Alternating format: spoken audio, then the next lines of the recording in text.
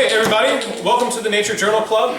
Today's workshop is really cool. We have a special guest instructor. Laurie Wigham is going to be teaching us how to use watercolor and water-soluble pencils together in a really playful, creative way that allows you to be very fast and not kind of get stressed out by getting super fussy. And in the few days since I've been exposed to this idea, I've really been having some fun with it, and you will too. Laurie is a part of our Nature Journal Club. She's an art instructor throughout the Bay Area and other areas. She also is a very active urban sketcher. She leads the SF Sketchers meetup group. Every week on the weekend there's a field trip that she leads with a bunch of people drawing and sketching. They're a lot of fun. You're going to really enjoy this. It's hands-on, so get ready to practice and prepare. So if you're watching this on the video at home, Laurie's going to be showing us a number of techniques, and what you want to do is get yourself a watercolor pencil, ideally one dark one and a lighter value one, perhaps a brown or a gray, a set of watercolors and some quality watercolor paper that you can try these on. You also might want to have a green leaf and a multicolored fall leaf to use as a model to experiment with, or you can just kind of raid your vegetable bin. You're going to really enjoy this, and so folks, please give a warm welcome to Laurie Wigham. Yay! Jack, can I stand out of the, the glare of the light? Yes. Okay, well, welcome everybody. Before we start, I just want to repeat that materials thing. If you don't have anything that Jack just listed, I've got a whole bunch of loaner materials over here. We've got watercolor paper, we've got watercolor pencils, we've got brushes, we've got watercolors. So you're going to need all of those if you don't have them yet. Thank you.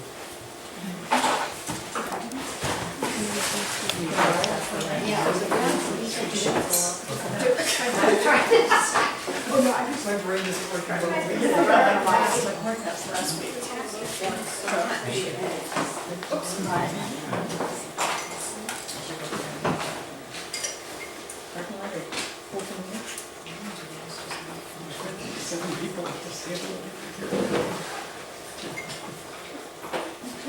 Okay, let's get started. So this whole project, this whole class started last July. And can we turn out these lights? Yeah, good, yeah. Looks too dark. Can you see it? Well, let's leave it like that for now. Or can you see me on the video? Good enough. Okay. Is there any halfway light position we can do? No. Oh, Well, okay. I mean, there's that, but that doesn't really help any. Ah, Oh, okay. no. Okay, I'll try and stand close to this. we can work with this. Okay, so last July I went to the International Urban Sketchers Symposium in Manchester, England, where there were 500 sketchers from all over the world. This is 500 sketchers. I'm right there with the red scarf, in case you didn't recognize me. It's a little bit intimidating to be in a place with all of your sketching idols that you've followed online for years and love their work, and suddenly there they are sketching right next to you, doing it much better than you are. And I especially had a hard time with buildings at this symposium because Manchester was the center of the world at the height of the Industrial Revolution. There were all these really beautiful old buildings there. And there were lots of architects who were really good at drawing buildings. And I kind of suck at buildings. So I was kind of grumpy until I did this workshop with this French woman, Delphine Priolo-Stoclet, or you might need to correct my pronunciation.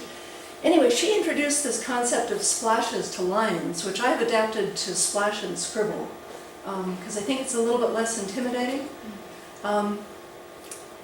And what she would do is toss down some loose watercolor, scribble in a few lines with watercolor pencils to make the buildings, splash down some more watercolor, And she'd build up these street scenes in very organic ways, which I just loved.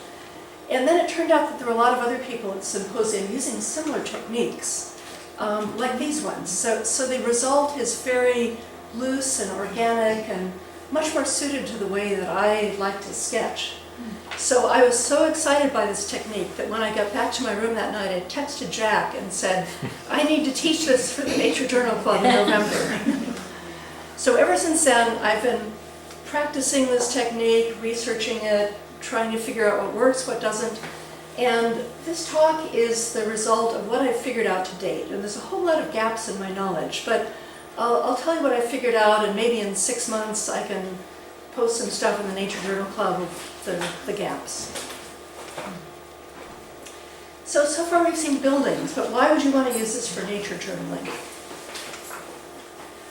A lot of the nature journaling sketches that we see look something like this, that somebody has, in this case me, has outlined the plants in ink, and then they color it in with watercolor. It's kind of a coloring book approach.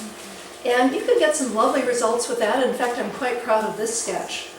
But it can get kind of rigid, and once you've drawn those ink lines, you're kind of stuck with it. So if you suddenly realize you've done it wrong, or you wish you'd put it in a different place in the page, or you wish you'd done the whole thing differently, you've just got to keep on coloring in what you've got, or else start all over again. So if you invert this process, you actually have a lot more flexibility. So if you start by splashing down some loose watercolor and then drawing into it with watercolor pencils, you have a lot more freedom to be expressive, to have interesting things happen with the watercolor. If you look at the textures that happen there, those are just watercolor happy accidents. I didn't plan those at all, but I love them. And if I were working a lot more tightly, there wouldn't be a chance for those accidents to happen. It also gives you a lot more freedom with your line work. So with this vase full of roses, I just put down some blobs of pink and red and a few vaguely leaf-shaped green stuff. And then I had a great time with my watercolor pencil scribbling over the top of it to define it a little bit more. Really fast, really loose, really easy, a lot of fun. Another thing about this that's very nice is that you can feel your way into drawing something that you don't know how to draw, or that you don't know how to see even. My particular history with horses is that I grew up in Southern California at a time when all the other middle school girls I knew were drawing horses. And they had these plastic horses, and they had kind of rigid, ritualistic way of drawing them. And I hated that, and I refused to draw horses, and I've been scared of drawing horses ever since. So I'll walk you through this later of how I started by just doing a blobby, vaguely horse-shaped thing and gradually built it into a deeper understanding of what a horse actually looked like. This was a statue that I was sketching. Another nice thing about watercolor pencils is that regular colored pencils won't stick to wet paper. I'll just turn on the lights and do a little demonstration here. So I'm going to put a stripe of water down the page here. And here we have a regular pencil, colored pencil, and a watercolor pencil. So when you're drawing with a regular colored pencil, it gets great, you get really dark lines on dry, but when you get to wet, it fades out. You can't get strong color on wet from a regular colored pencil. But if you have a watercolor pencil, which is designed to dissolve in water, it'll start out pale on the dry paper, and then the wet paper, it'll get really thick and dark. So this is a great technique to use. There we go, changing the light again. Great technique to use when you're sketching outside on a damp day. So here we are at Delphine's workshop on a very rainy Manchester day, huddling under the awning. Our paper was wet, everything was wet, but we could still draw because we had the watercolor pencils. Oh, one more thing about Delphine I meant to mention is she said the reason she developed this technique was because I do not want to make a bad photography, if you can imagine her French accent. And that's a lot of what we're trying to figure out here, is we don't want to copy photos. We want to have a sort of personal, emotional response to the beautiful nature landscape that we're in. Another nice thing about watercolor pencils is that they'll dissolve a little bit if you go over them again with water or with paint. So you can have this lost and found line look, where the line sort of disappears in places and then it's strong again in others. So you don't get the sort of cartoony effect, which has a black line around everything. I think it's really nice to have lines that sort of drift in and out of visibility. So let's try this out. We're going to do an exercise. If you don't have tools, come up and get some. So what we're going to do is get your green leaf. Everybody should have a green leaf and a colored leaf. And what I want you to do is to mix up some really wet green paint. The color doesn't matter very much. And to do a blobby leaf shape with it. This does not have to look exactly like your leaf. The goal here is to get just a vaguely leaf shape with as few brush strokes as you can manage. Because the fewer brush strokes you do, the better your paint is going to look. If you move those little pigment particles around too much, it looks icky. But if you can just do a broad, sweeping, fast stroke, it looks beautiful. So you're going to do a blobby leaf shape. And then try seeing what happens when you draw over it with the watercolor pencils. And try seeing what happens when you draw outside of it. So you get a different line when you draw on the wet paint than when you get it on the dry paint. So I want you to just experiment with that, get a feel for how it happens. Get a feel for what the differences are.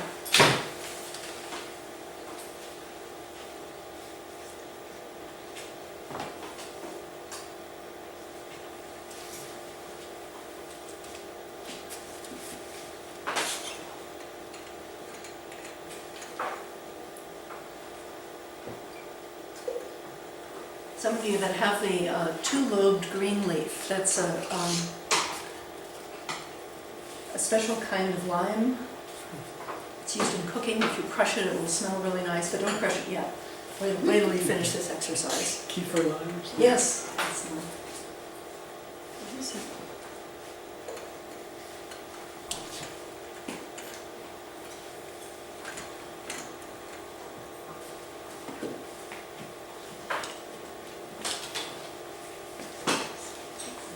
Something else to try is to try dipping the tip of your pencil into your water.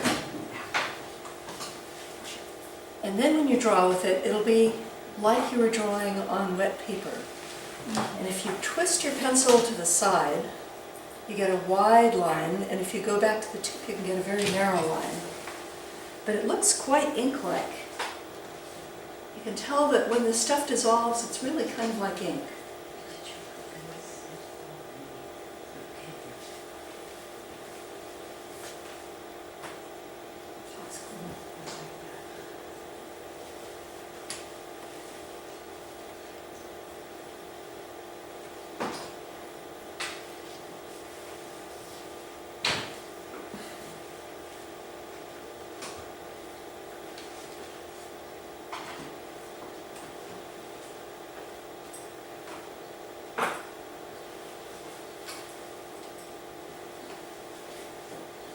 Remember that when you first put that green down, it only vaguely has to be in the shape of the leaf.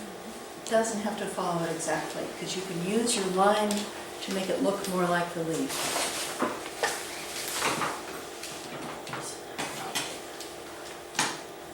You can also use the pencils for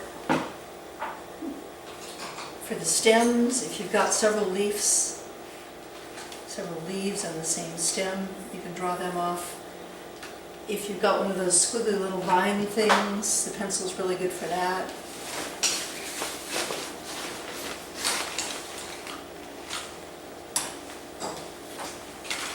Okay, everybody has chance to do a couple of leaves and a bunch of different pencil lines.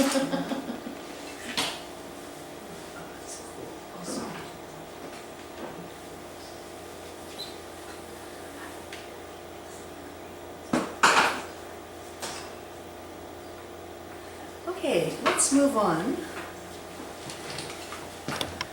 What I'm going to do now is to run you through a slideshow of a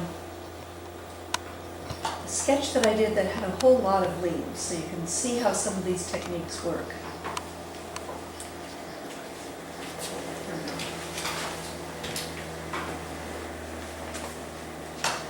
So this was my reference photo. It was this pile of leaves and grass and kind of chaos on the ground. But it's good when you want to just do a drawing that's a little chaotic. You can see here on my palette I've got a big green mixing area where I can do a lot of blurry different greens. Because what I want to have happen is just to plop down a lot of different colors and have them run together, have them mix on the page. If you look back at the photo, my water blobs are only vaguely like the photo, so I'm just using the photo as a starting point to get lots of color down there. Then I started drawing into it, and you can see here that my pencil line was thin when it was going over dry paper, and then it got thick when it went over wet paper, just like you've just been doing. And then here I used a lighter colored pencil to draw the vein, and for a while up here it worked really well, but it kind of pushed the paint aside and gave me a yellow line for the vein and the leaf. And then I got to the bottom and there was a lot more paint, wet paint in the page, and it kind of ran into the depression of the paper and gave me a darker line. So I'm still trying to figure out how to control this, and maybe when I check back in 6 months I can give you the tips. But sometimes it works out in a really cool way, and anyway, it doesn't really matter that it's that accurate for this kind of thing. So I went in putting on little holes and places where the leaf was turning color. Sometimes as the paper dries, you get a line that's kind of too hard, and then you can go in with your watercolor pencil and just blur it a bit if you think that that line is harder than you want. I mean, not with your watercolor pencil, with your watercolor, with your water brush. It's nice that with this base you can let your lines run loose and fast and expressive. And you don't have to follow what you've got underneath, so I'm just letting the lines go where they want to go. You can add more watercolor. In this case I'm painting in with darker paint to make the other leaves pop up more. And in this case I like these lines, so I'm painting within the lines here. But if you don't like the line, you don't have to follow it. Or you can paint over it and sort of blur it and get rid of it. If your paper gets dry too fast, and cheaper paper will dry faster than really good paper. If the paper dries, you can put clear water over it, just once or twice very quickly, just to wet it, not to move the paint underneath. And then you can work back into the wet again. And I love the way you can get kind of nice blurry marks that look very natural just by dabbling with the pencils into that wet area. And you can keep going back and forth between shape and line, using the watercolor to put in shapes, using the pencils to put in lines. You can, if your paper is good enough, you can lift out some of the watercolor by getting a brush with clear water on it, running over a dry area. It has to be totally dry. Give it a minute for the water to loosen up the paint particles. The sizing in the paper sort of grips those little pigment particles. But the water will loosen up that sizing, and then you can go over it again with a clean brush and lift it up and maybe dabble at it with a paper towel or a rag to lift it up some more. In this case, I put a line down the edge of it to put a little bit of shadow and make the line a little stronger. And I put in more lines, and I put on more paint, and At some point, I had enough that I was able to step back and think, this is finished yet? Do I want to add more to it? Do I like it? You can see that the original painting had a lot more stuff in it, but I do not want to draw every single blade of grass and every leaf and every blotch on every leaf. We're not in the inventory business. If you're in a situation where you need to make a count of something, you can write it on the side of the page. If you're out on the beach counting seals or standing up on Hawk Hill counting raptors, you can say 17 seals on the south end of the beach today. You don't have to draw all 17 seals into your picture. So looking at this one, I started to get the feeling that maybe it needed some more dark areas. And this is a good principle for all your watercolor work, is to leave the very dark stuff till the end. If you start off really dark, you have nowhere to go. But if you leave the really dark stuff till the end, you can use it judiciously just to highlight, to make a few things pop. And it's much more powerful that way. It makes the whole drawing come into focus. So here I've added some dark. There it is before. So I think I kind of overdid it. I didn't really need to put that extra wash in there. But I like the way the darker bits happened up there and made these leaves pop a bit more. And down in here you can see it's kind of pale. And then when I put the dark in, it made those other leaves pop up more. So at any stage in any sketch you're doing, you have to decide when it's overworked.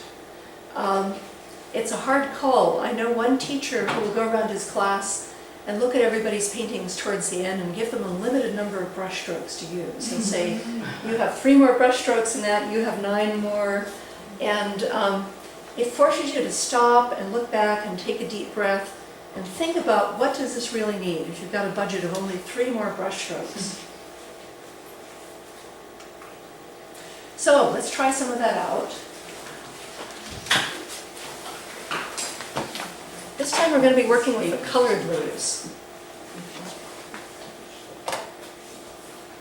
And What did you say we were going to be working with? colored leaves this time. Okay. And I'm going to talk about a few more watercolor techniques you can use here. So look at your leaf and decide what the lightest color in that leaf is. And mix up some paint that's in roughly that color. It doesn't have to be very accurate. And blob on some of that paint. And now I'm going to use a technique of wet and wet watercolor, and I'm going to try and make something called a bloom. And I've been having trouble doing it on this tilted board, but I'm going to keep trying, and sometimes it works and sometimes it doesn't. So I'm going to try. So what you do to make a bloom is you drop some really wet paint onto other wet paint, and you want the paint to be wetter than the paint that's underneath it. And if you do it right, it should bloom out in sort of a feathery, cloudy edge and spread into the other paint. What you're doing is you've got a pile of water that's higher than the other paint, and that's pushing the paint pigment, the pigment particles, out of its way as it spreads. And it looks like this is not really working. Let's try it again. Try it with a really dark color. This really needs to be on a level surface to work. So it's mostly dripping rather than blooming. But you can see on the drips there that it's starting to blur out into the other paint. So what I want you to try and do is to get that effect on some of your leaves. So put your base color and then try putting some blurry, bloomy paint on top of it and see if you can get it to spread a bit and mix with the other color.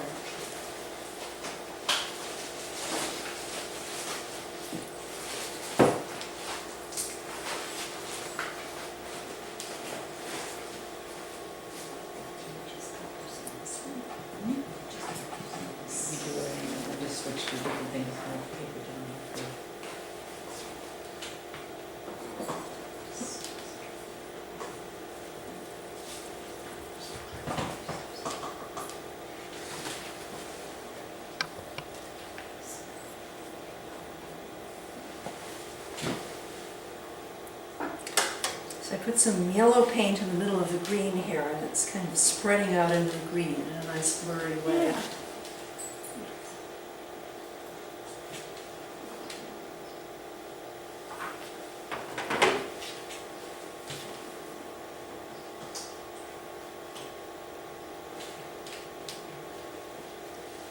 So you can use your colored leaf for inspiration here, but you do not have to do a portrait of that leaf. It's just sitting there to give you some ideas about color and shape and to get you inspired. But you don't have to exactly copy that leaf.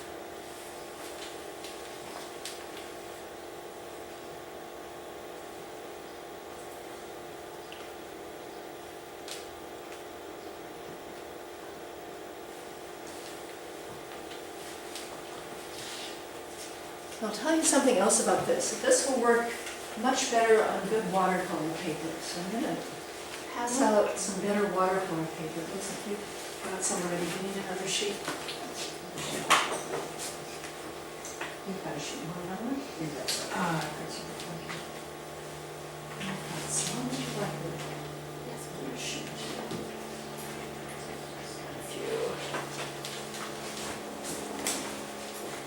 Ooh, you've got real watercolor paper in your pad. I started with this one, I gotta go to watercolor.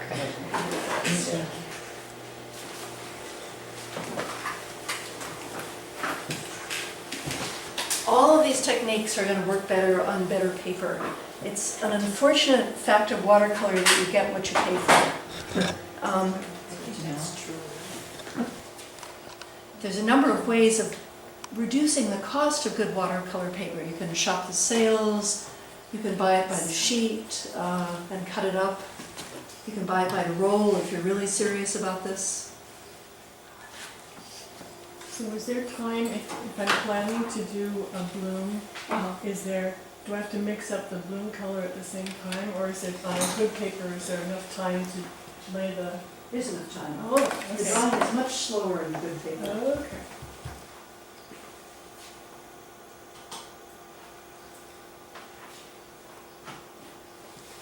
I love this. Can I hold that up for a minute? Look at these orange blooms that he's getting here. I'm trying not to let it run too much, but nice blobby blooms.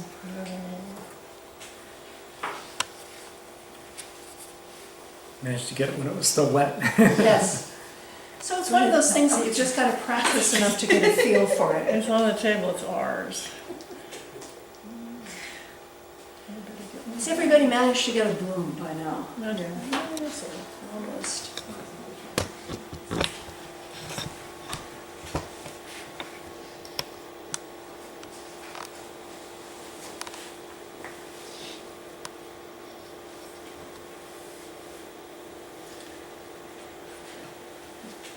So now I'm going to talk about the opposite technique of the bloom, which is when you've got wet paint and you don't want it to bloom, what you have to do is go in with a brush that's drier than your paper.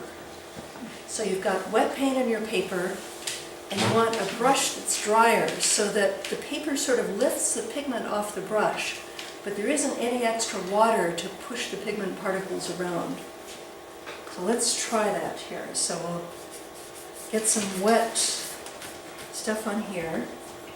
And you can wipe off your brush with a paper towel. This is especially hard to do with water brushes because water will keep leaking onto the tip of the brush. Ooh, you've got a towel in your wrist. Excellent. This is Excellent. still have white socks. So I've got a washcloth and a rubber band. Wonderful. I've not got what to do. That's very ingenious. So here I have a brush that's fairly dry, and I'm going to go into the dry paint and pick up a little bit of paint on the brush. The brush is just damp enough to pick up the paint, but you can see here it's not running at all. It's just there. And then I'm going to go into the wet paint, and you see it's hardly spreading at all. There's a little bit of a soft edge, but it's not doing that big feathery bloomy thing. So try that and see if you can get that.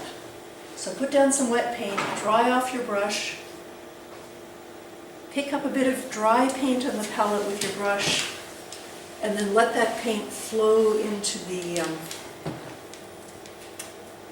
wet paint. Let's see if I can get some orange there. Say it again. Okay, so your paper is wet, it has a lot of water on it, Yeah. but you want your brush to be fairly dry, just damp enough to pick up the pigment off of Okay. here. So I'm gonna scrape away at this dry pigment here. Okay. It may be harder with the cheaper watercolors to do. And you can see here, I'm moving this brush on the palette and the paint's not running at all. Yeah. Okay, so then, when I put it on here, what's happening is that the water in the paper is pulling the pigment off the brush. But there's no extra water to push the paint particles away, so they're staying put. Now this is a tricky technique. Somebody first taught it to me a year ago, and I've been struggling ever since to master it. And sometimes it works like magic, and sometimes I get blooms when I don't want to. But it's one of those things you just got to keep practicing until you get it working for you. But what's really nice about this, once you can do it, is you don't have to wait for your paint to dry if you want dry brush effects. Or if you just want paint to go on top of some other stuff and you don't want it to spread around a lot.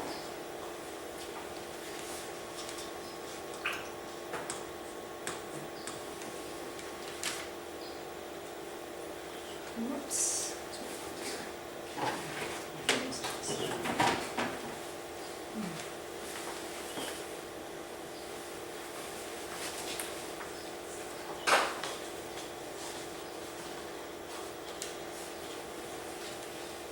If you've got a water brush, you might have to wipe the tip of it off with a paper towel, just to get it dry enough. And then be careful not to squeeze it when you're picking up paint.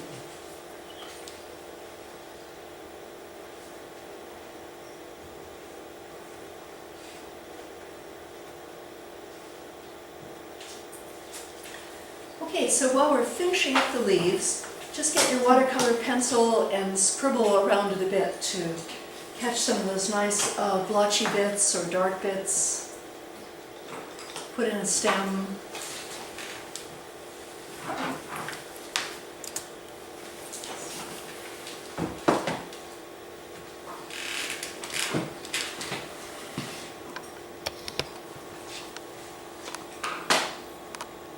Okay, let's move on. We'll have one more chance to use the watercolor before we finish.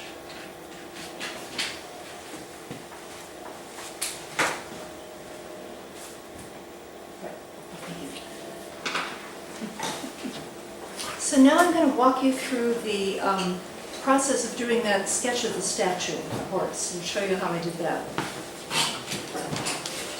I was doing voter registration in Nevada, and I was exhausted, and I sat down in this lovely park, and I saw this statue and thought, gotta do it. So there was a nice bench close by. You can see the tools that I used. I had a little tiny watercolor palette, I had a water brush, and I had 2 watercolor pencils. And I'll show you the paper that I did it on later, but I'll walk you through the sketch first. So here's the statue. I dropped out the background in Photoshop so you can see it a bit more clearly.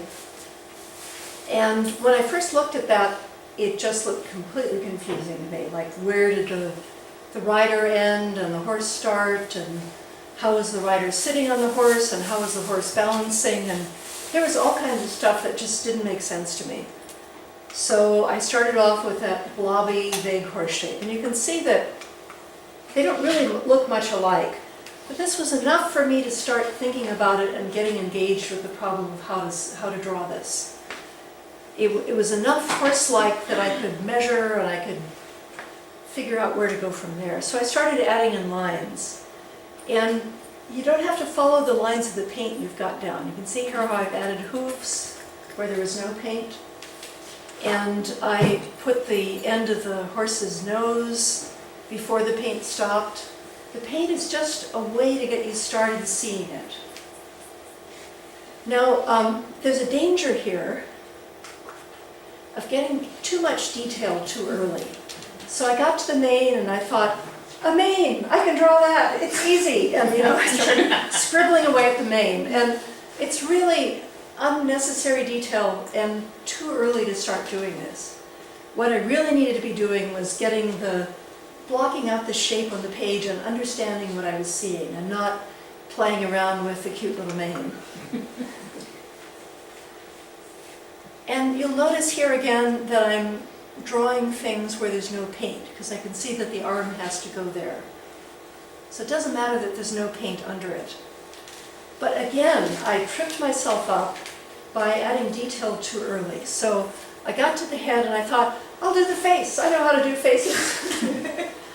And I really shouldn't have done it too early, because what happened was I ended up drawing the head too big. And I think if I'd gotten all the shapes out first before I put in the face, I would have understood the proportions better and I would have made the face a little bit smaller. Now, partly this is not my fault. So, partly there's something that people who are doing monument statues do, where somebody's going to be looking up at the statue, that they make the higher parts of it larger proportionally so they look right from the ground. And I was looking at this side on, so I could see that the head actually was bigger, but it's still really not an excuse. I should have left the face off and thought about it some more and figured it out. At this stage, when you're drawing something you don't really understand and you don't know how to see it, measuring is really useful. So it was useful to see that this measurement was roughly equal to that measurement.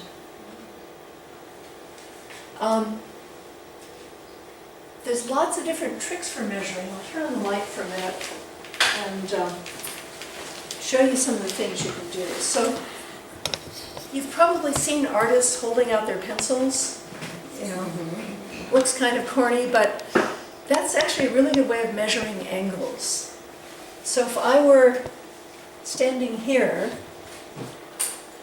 and trying to figure out what angle the top of the horse's head was, you can hold up your pencil to line it up, and then you look at the pencil, and then out of context you can see exactly what angle that pencil is. And you might think, well, I don't know what angle that is really, but everybody can pick out what a 45-degree angle is, right? You know that that's a 90-degree angle, and 45 is half of that. So I could look at this, and I could say 45 degrees would be about there, so this is lower than 45 degrees. So it's an easy way to sort of put thumbtacks down to hold in some slippery thing that you're seeing that you can't quite wrap your mind around. Just as you can tell what's half of an angle, you can also tell what's half of a distance. So if you look at my body and you're trying to figure out what's halfway in my body, can everybody see my feet? Probably not you guys over there. Okay, so I'm going to run this pencil down, this paintbrush down, and tell me when you think I'm getting to halfway. There. Down? Up? A little down further. Right. So, general agreement. You're all pretty good at estimating halfway points. And once you've done that, you can estimate what's halfway between here and the ground, which gets you down to about my knees. Another thing that's useful for measuring is to pick some piece of the drawing that you can repeat. And the standard one that a lot of artists use is the head. So if you were visually measuring my head, how many heads do you think it would take to get to my belly button? 3. So 1, 2, 3. It doesn't have to be the head, but if you're ever drawing people, most people have heads, so it's a useful thing to do. And there's no shame in it. Whenever you're trying to draw something new for the first time, it takes a long time before your brain can understand what you're seeing. Especially when I'm out drawing buildings. Again, those buildings. I have a hard time figuring out the perspective stuff, so I often have to figure out, is that side of that building going this way, up or down? And I actually can't tell until I look at my pencil. I'm staring at the line and there's so many other details around it that I can't pick it out of the general context. So, a neat trick. I'm going to turn off the lights again. So now that I've got the basic structure in, I can start having fun with the lines. And I didn't have anything to dip my pencil into to make it wet, so I used my an old palette I wasn't using, poured a little bit, dribble of water in, just to dip the tip of the pencil in to get it wet. You can see it's gotten kind of blurry and dull because I've been using it a bit. But I can use that to do these really quirky, inky lines for the really dark bits, and have fun just letting the ink sort of drift down onto the paper in all of these interesting ways. So again, I wanted to stop and figure out what's the next most important thing for me to do. And I was finding myself pulled to draw the hat because it was easy. Again, you know, it's a circle inside a circle. Anybody could draw that. And it was like a rest. There's something easy I can draw. But I made a promise to myself that I wasn't going to draw the hat until I had the more important bits of detail in. And looking at this, trying to think about what's the next most important piece of detail, I settled on the horse's head. Because, you know, horses' heads are really interesting. And all of that stuff with the reins, too, of the man's connection with the horse was interesting, too. So here's the head, and then I added all this detail. So flip back and forth a few times. I had a lot of fun with the reins. With the reins, I just knew they had to connect with his hand and with the bridle, and then I could just swoop between those 2 points. I was scrambling around a lot there to figure out where the line should go in this, and was having a hard time figuring it out. But even though I left all those lines in there, it still looks okay. It still reads as a horse. And this is an interesting thing that your brain will do, is that if you've got 4 wrong lines on the page and 1 right one, your brain will seize on the right one and see that and discard the other ones. So you don't have to go in and erase them. You have lots of room to make mistakes. So long as you have 1 right line in there, the viewer will be able to pick that out. It's magical. And disregard all the other ones. It's probably some important evolutionary thing of picking out the, you know, something in the landscape that you needed to see and being able to disregard all the rest. But it can work in your favor as a sketcher. So now that I've got all that stuff in, I can finish off details of the clothing, I can put on some more paint, and finally fill in that arm that was white, that was bothering me. And I can drop in some more colors to try and get the feeling of the patina of the bronze. And I'm going to declare that one done. You know, I could have fussed around with it a lot more, I could have finished off that leg more, I could have gone in and tried to dissolve out some of those extra lines in that leg, but I think it's fine the way it is. It's a sketch. I just wish I'd made the head smaller. But let that be a lesson to you. So I'm going to turn on the light again for a minute and just show you the original sketch and how I set that up. So the sketch for that was actually quite small. That's the sketch. Wow. And what I was working on here, you might be curious, is some watercolor paper from a roll that I cut up and folded. So that I could work on both sides on this accordion fold thing. And I made this little case to put them in out of corrugated plastic, which I taped together with duct tape so I could have a hinge.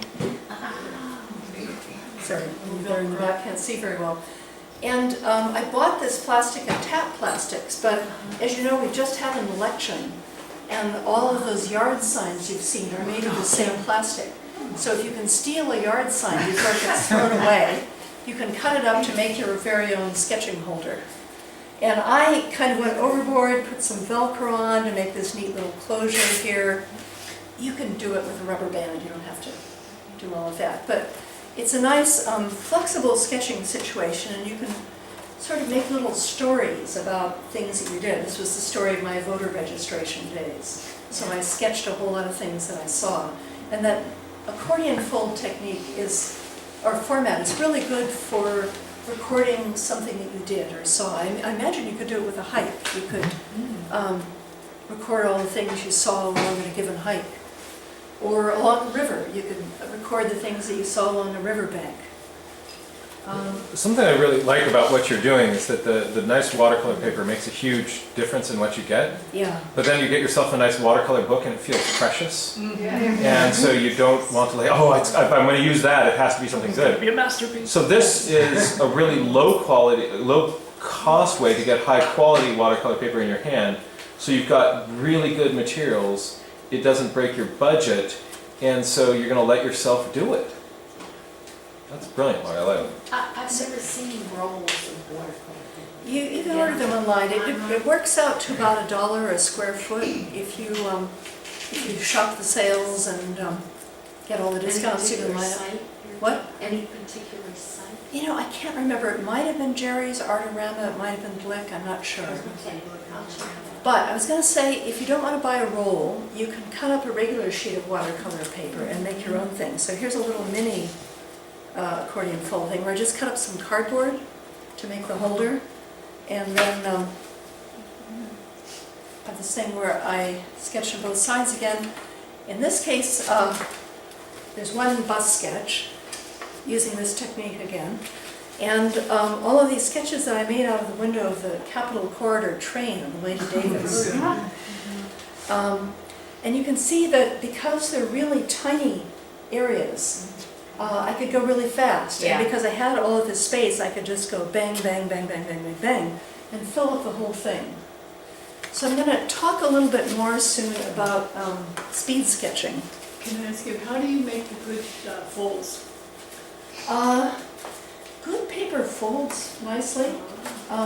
If you want to be really fussy about it, you can get a bone folder, you know, and sort of burnish down the fold. But I don't usually You bother just that. go like this and it comes on a And I, straight line? you know, run my fingernail along it. Yeah. You know, you just, if you do it in even numbers, you fold it in half, and then you fold it in half again, and then you fold it in half again, and then you work them back and forth so you can get the accordion fold. How do you get, sorry, what paper do you consider good? What's good, like that you handed to us? Most, you know, I can't remember, I chopped up all the scraps of watercolor paper that I had, so it's a real grab bag of all different papers. And I hope that while you're here, you'll take advantage of using two different papers and seeing how the watercolor behaves differently on the two different papers. I personally prefer working on rough paper, but I know a lot of artists who do beautiful work on hot press, which is smooth, and it's just whatever style you develop. And is that 140 pound? It's 140 pound rough. I'll pass this So around. that's enough, you don't need a 300? No, 140 pound. Yeah. Really stupid question. The thing that flatten out from the roll, this is one of my, That's one of the ones from the roll. yeah, does it just eventually, you just keep, You can either wet it and put it under a pile of books, or Okay. you can spread it out and let it relax gradually. okay. In this case, I cut these up and then I stuffed them in the basement and let them sit for a couple of months, and they curved back again, and I never got around to cutting them. I'll pass this one around too. This is the original of that leaf drawing that we looked at earlier when we started over there. And I'll pass this one around too, so you can feel the paper and see what it was actually like.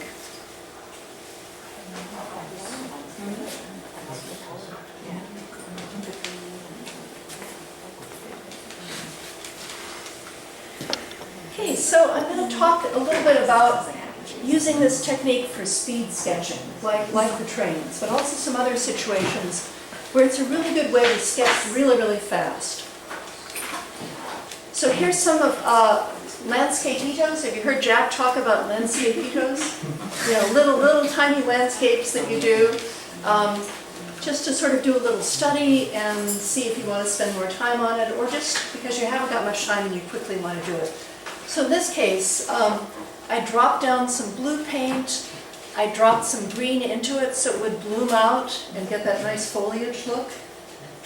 I scribbled on it with yellow watercolor pencils to get a bit more texture. I think that's yellow watercolor pencils there. And then I took dark pencils and quickly drew in the trunks and the stumps and a few other things. Didn't take long at all. One thing that I wish I'd done differently on this was the branches on the back trees seem way too thick for me, proportionally to the foreground trees. And at this stage, my pencil was pretty soggy and it would only make thick lines. So there is a workaround you can use to get thinner lines when your pencil won't make physically thinner lines, is you can use a lighter color pencil. So if you use a pale gray pencil, the lines will look thinner. So again, this was another speedy one done right after that last one.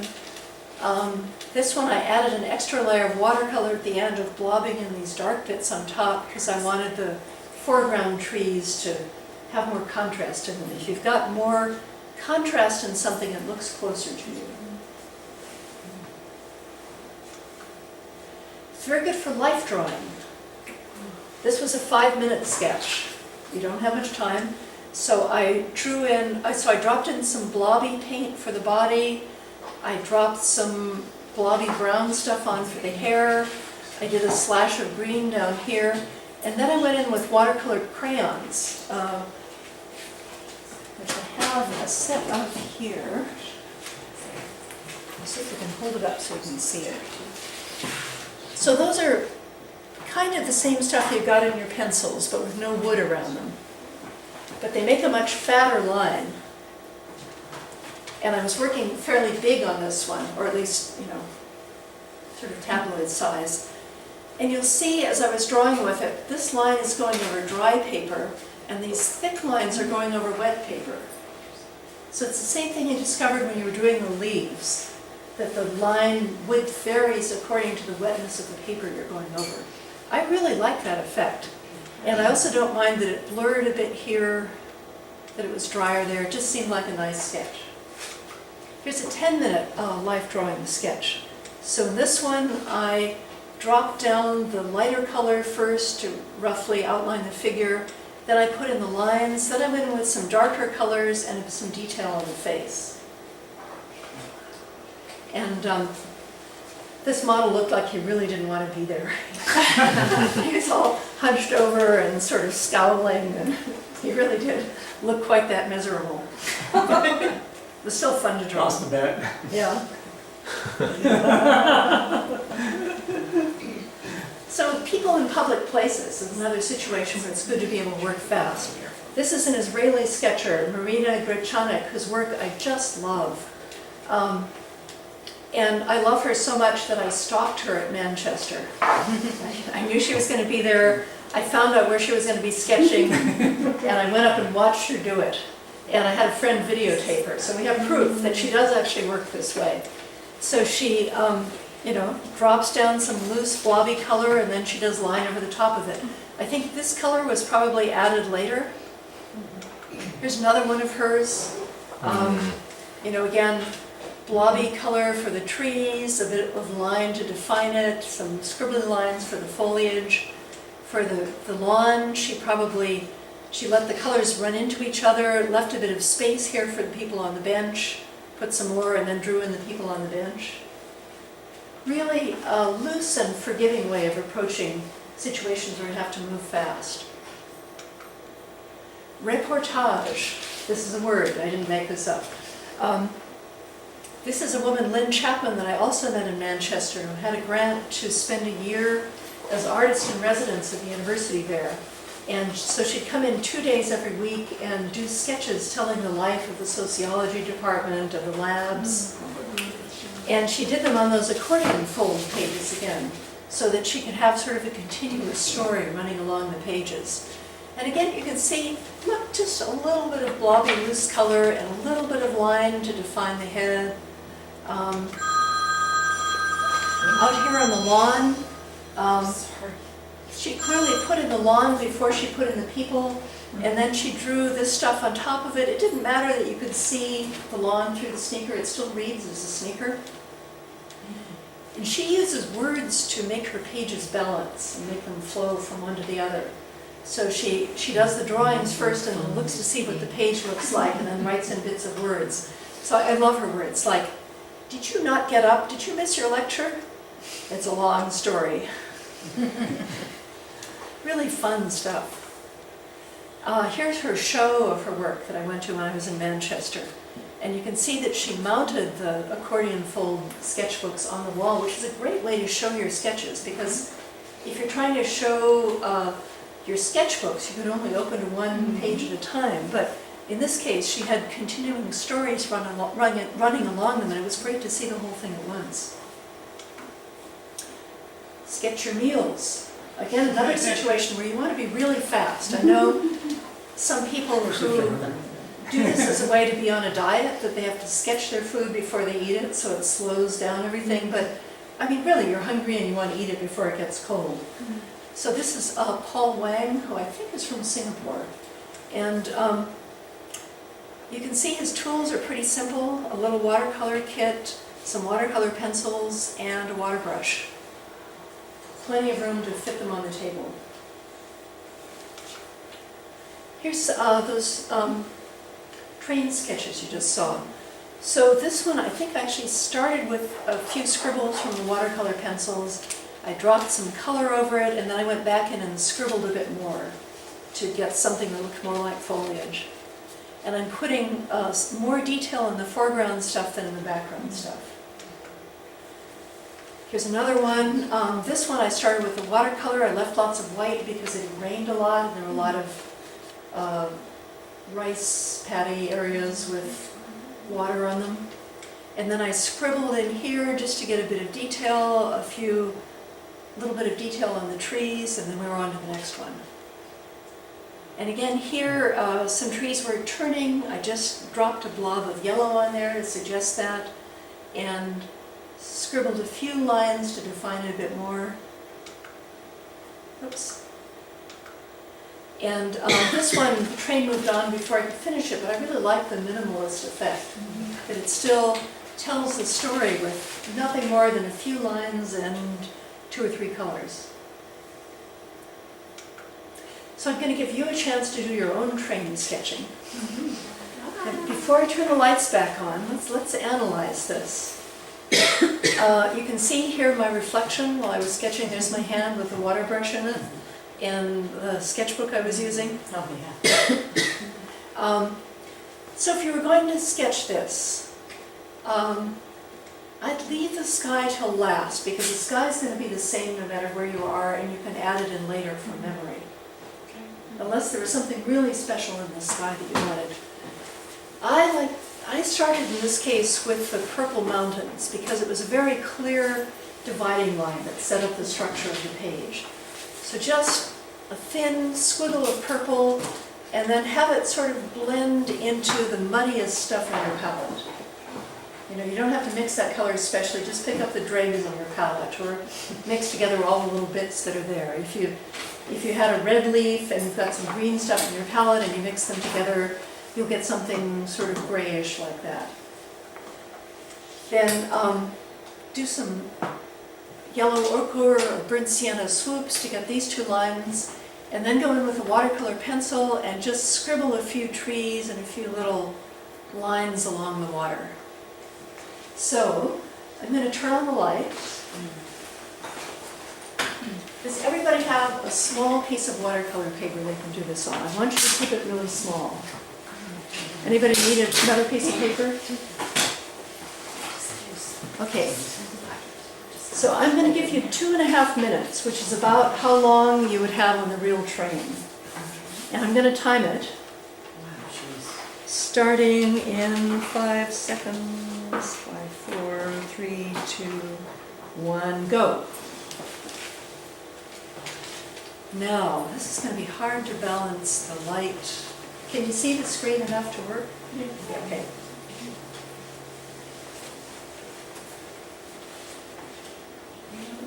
Oh, yes, okay. Well, I'll just put it up front.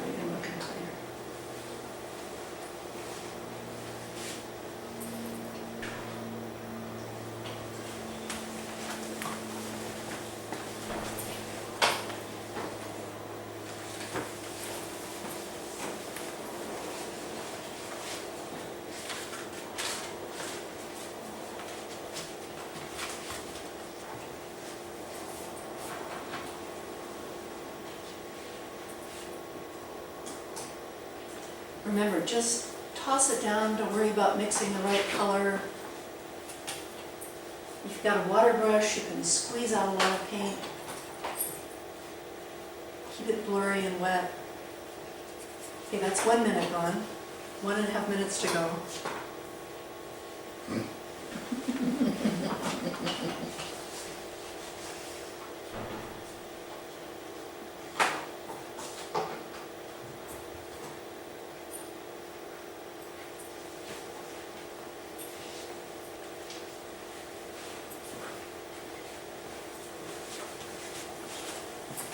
Okay, 30 seconds to go. You should be using the pencil by now. Oh, I forgot about my pencil. Stressful. It's really Just grab one dark pencil, and you don't have to get all of your colors. Just scribble into it with one dark pencil.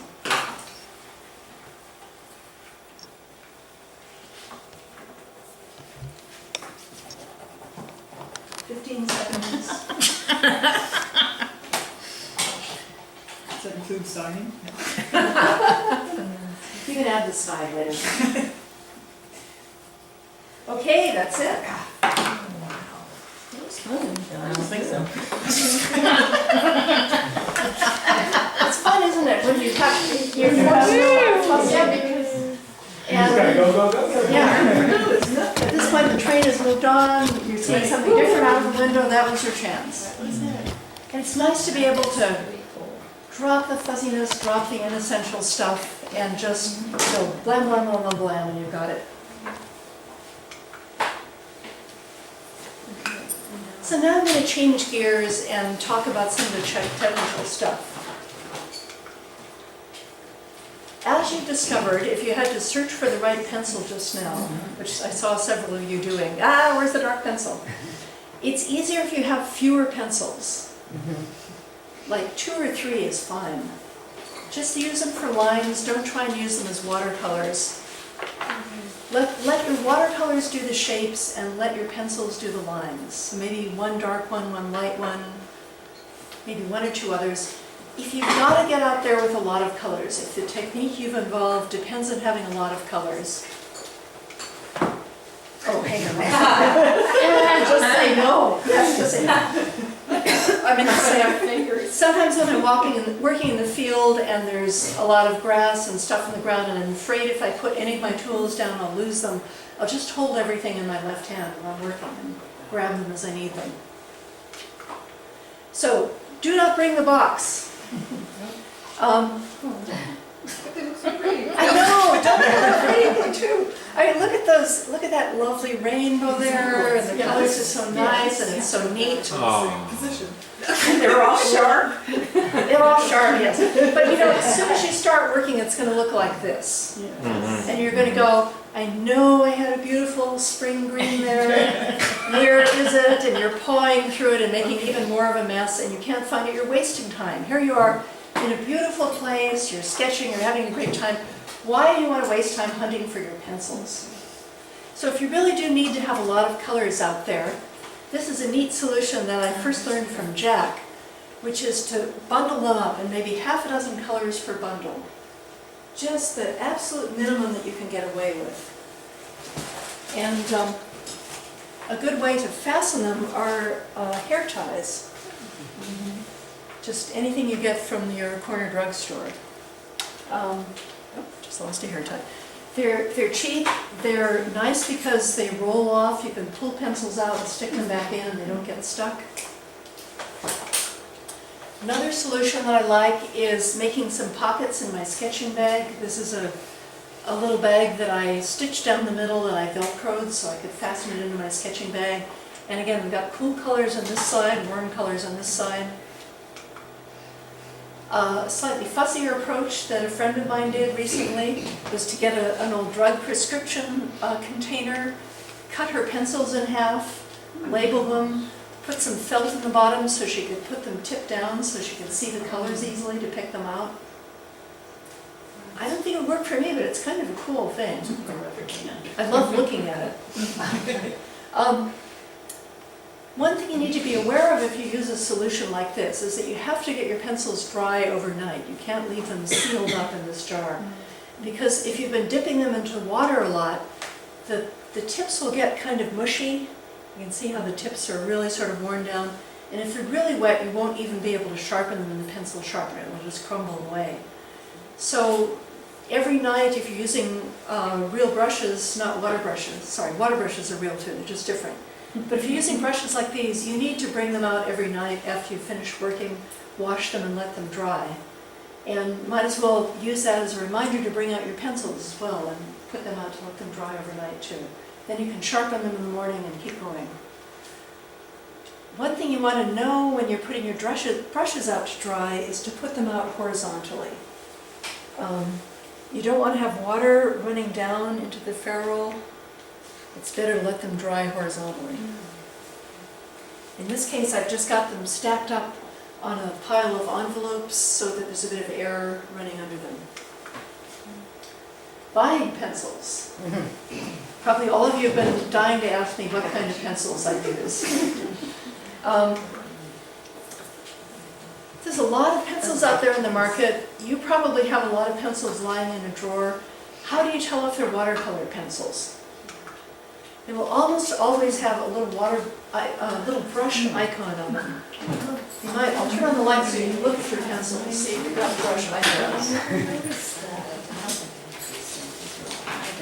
They don't all do. There's like 10% of pencils that don't have this brush icon on them, but they will usually say something like aquarelle on them, which is your giveaway. But if they're labeled in a foreign language, look for that brush icon.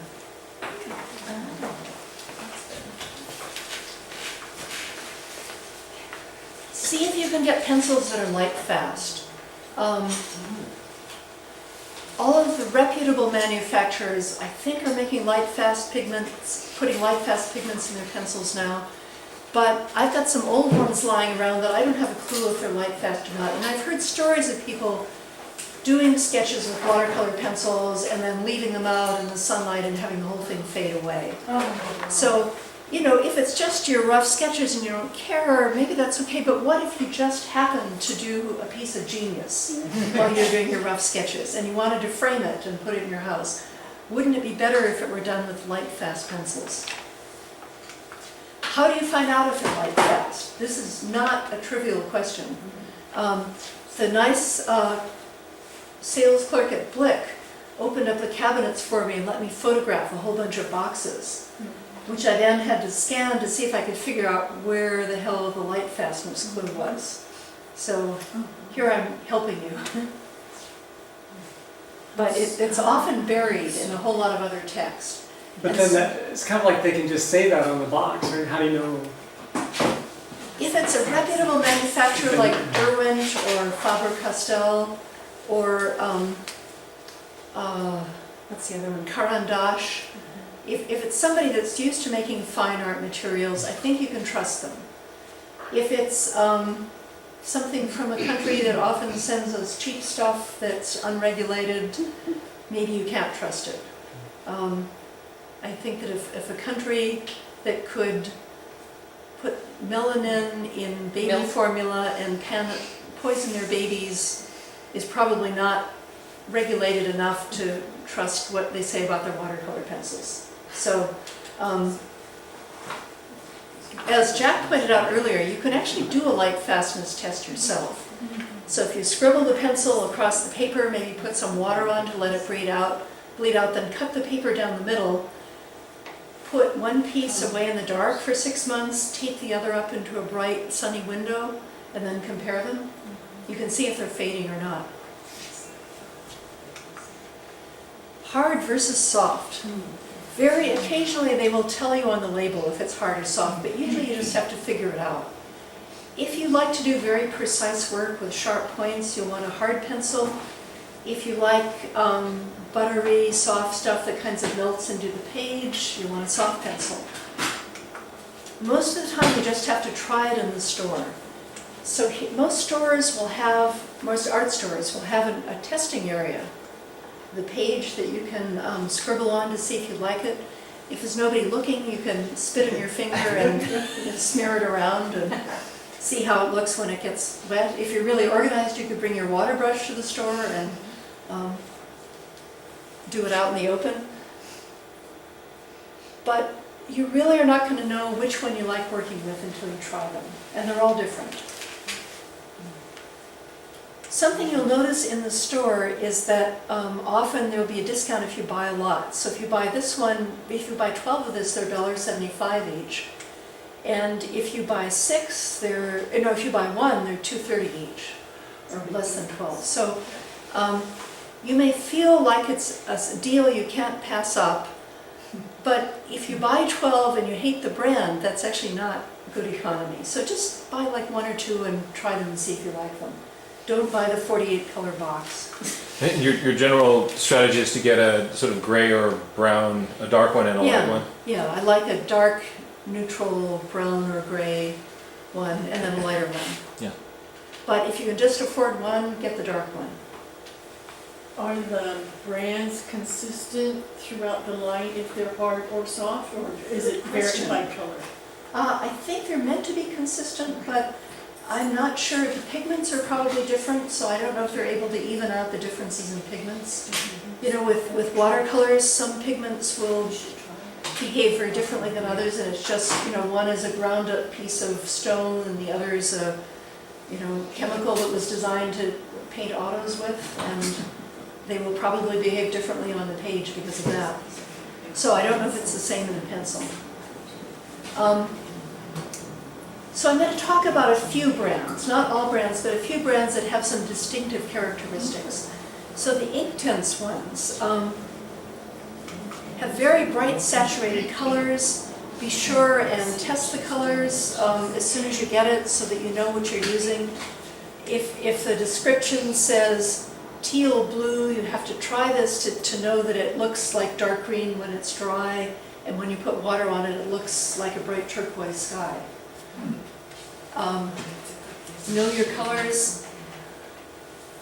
They dissolve very nicely into water, so it's almost like drawing with ink. You get really lovely lines with these. And they have a property that after one wetting, they'll stay fixed to the page. They won't move around again if you put more layers of watercolor over them. So if you're somebody who likes working in layers and you don't want it to move around, this is a good pencil. If you're somebody who doesn't like that, this is at the opposite extreme. The Stabilo Alls. There's several varieties of Stabilo, but if you get the All version, it's designed to work on all kinds of different surfaces as well as paper. These will never set. Every time you go over them with water, some of it will blur out again. The nice thing about working with these is you can get very, very deep blacks. The deepest blacks of anything I've ever seen. So if the style that you like working in requires some really deep blacks, these are great. Graphite. Graphite is just the stuff that's in pencils. It's a mineral that's mined out of the earth. I have a little chunk of graphite I can show you. This is from Sri Lanka. Yeah, it's very sparkly. So when they make pencils, they just cut out cores of that and surround it with wood, and that's your pencil. They may grind it up and mix other things with it too, I'm not sure. But that was the original straightforward pencil. And how are we doing for time? Oh, almost there. Some brands of this that I especially like are the Faber-Castell Graphite Aquarelle and the Cretacolor Graphite Aquarelle. They have this really nice, buttery, soft consistency. They're a pleasure to draw with. They have these nice warm grays that they come up with. I have not yet figured out how to work with the Art Graph blocks, but I know that some people like them a lot and do interesting things with them. And again, this will get you very intense dark blacks. Another nice thing about water-soluble graphite is that you can erase it before you go over water. So I ran the eraser line right through there, and you can see it pretty much all lifted up. This stuff didn't erase quite so well. So generally you don't want to use erasers very much, but sometimes there's some line that's just really bugging you and you want to get rid of it. And it's very cool if you can go in and erase it. Or you fuss around too much while you're trying to figure out the structure of the horse, and before you start putting color on, you really want to get rid of some of those extra lines. Once you put water on it, it won't come up. So I scrubbed the eraser back and forth over here, and none of that budged. So it only behaves like a pencil until you put the water on it, or until you draw into wet paint. There's several different brands of solid sticks that are water soluble. Those are useful for things like the life drawing I showed you earlier, where you want to work big and you want to get a thick enough line. They're also useful if, in this case, I wanted a sort of primitive, very graphic effect, and it was nice to be able to do the thick lines. And again, it's nice to have the lost and found line thing happening. So to have the line kind of dissolving when I went over it. And, I don't know, to kind of layer stuff on top of it. Again, you end up avoiding that cartoony look of having an outline running all the way around it. In this case, I was also using the white crayon. So this one here was opaque enough, it's kind of waxy, that it would cover up the other stuff partly. This doesn't seem to be the case with the white watercolor pencils. I think those are pretty useless. I've not been able to do anything interesting with them. Again, if I figure this out, I'll post something on the Nature Journal Club Facebook page and let you know what I did. But as far as I can see, there's no point in having a white watercolor pencil.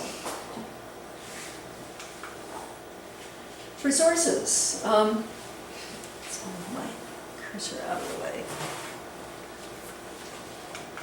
So there's a lot of great stuff online which will help you learn about this stuff. Liz Steele is an Australian blogger who has blogged extensively about all kinds of materials, and she's also posted some online classes about shape and line and drawing fundamentals and drawing and painting. They're really richly detailed, very informative classes. So if you're looking for an online class to take, I think it's about $100 for a 10-week class. And she has videos and all kinds of cool stuff in it.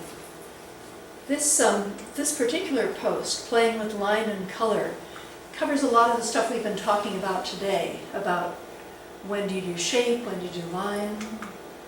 This blogger, Liz Ackerley in Manchester, writing this blog about the same kind of stuff we've been doing today, about putting down the color first and the line after. And this is one of her drawings that she did using this technique. And if you hunt up this blog post, you'll see more drawings that she did using this technique.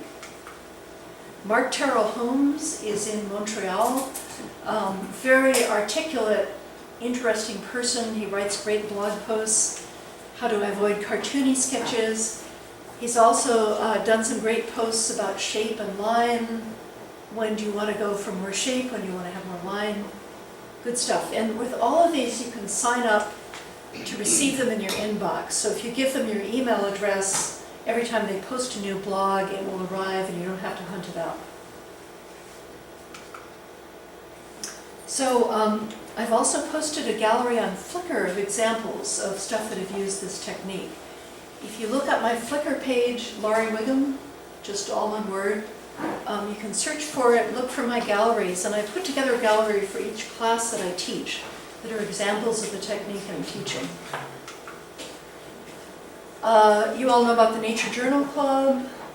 I run a meetup group in San Francisco that goes out every weekend. SF Sketchers, you're all welcome to come. It's a very friendly group, no criticism allowed. We get together and sketch in the same place for 2 or 3 hours, and we sit down in a cafe and see what everybody did. That's all we do.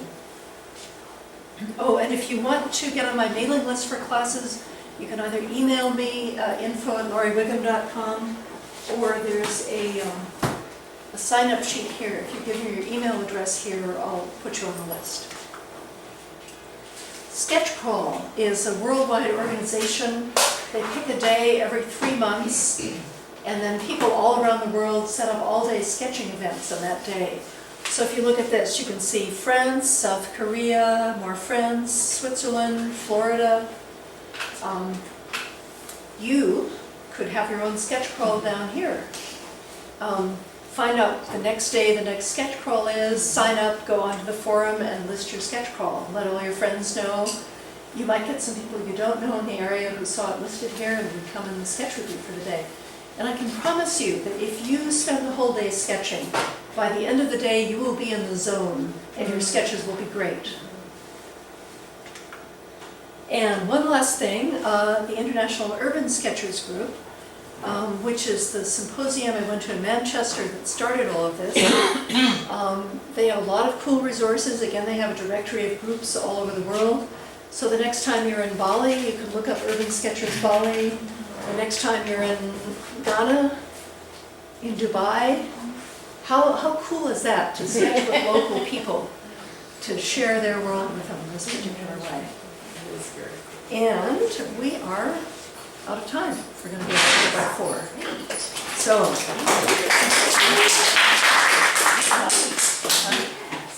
thank you all for coming. And so let's give one more big round of applause. There we are. There we're in the camera. So if you've been watching this online, or all of you folks in here, you owe Laurie 3 sketches. Right? I will hunt you down. These ideas are going to disappear from your brain if you don't do something with them now. So your homework is, you owe 3 sketches to Laurie this week. Please post those on Nature Journal Club if you can this week. So 1 work, 3 sketches. Now notice, yeah, so 7 days. 7 days for 3 sketches. You can do it. Think of that train sketch. That train sketch, so she was doing them within minutes. So you can do this. But this is you really got to apply it. So find Laurie online. Again, thank you so much for doing that. We really, really appreciate it. And we'll look for more of your work. Okay, great. Thank you. Thank you all.